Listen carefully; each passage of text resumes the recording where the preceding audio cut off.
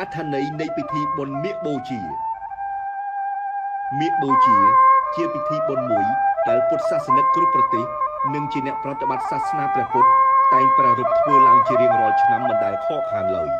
ពិធីបុណ្យនេះប្រារព្ធឡើងជារៀងរាល់ថ្ងៃសីលពេញបូរមី15កើតខែមាឃដើម្បីរំលឹកទៅដល់ព្រឹត្តិការណ៍ដ៏សំខាន់ពីរដែលបានកើតឡើងនៅពេលដែលព្រះពុទ្ធជាម្ចាស់ទ្រង់មានព្រះធម៌មាននៅឡើយព្រឹត្តិការណ៍សំខាន់ទី1គឺពេលដែលព្រះអង្គទ្រង់ប្រជុំព្រះភិក្ខុសង្ឃចំនួន1250អង្គ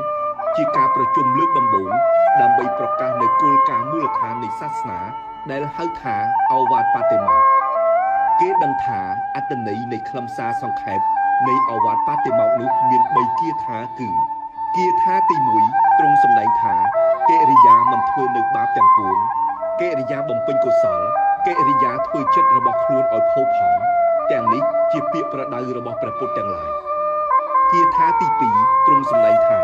អំណត់គឺជាសេចក្តីអត់ធន់ជាតបផលដ៏ឧត្តមព្រះពុទ្ធទាំងឡាយទ្រង់ត្រាស់ថា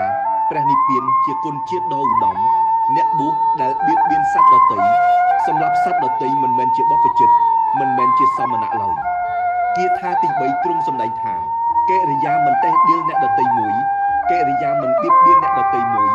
កិរិយាសង្រួមក្នុងព្រះបតិមោក្ខមួយភាវៈដឹងប្រមាណក្នុងផតហាមួយទីដេកនិងទីអង្គុយដ៏ស្ងប់ស្ងាត់មួយកិរិយាបំពេញព្យាយាមក្នុងអធិចិត្តមួយទាំងនេះជាពាក្យប្រដៅនៃព្រះពុទ្ធទាំងឡាយក្នុងអង្គប្រជុំនេះព្រះអង្គ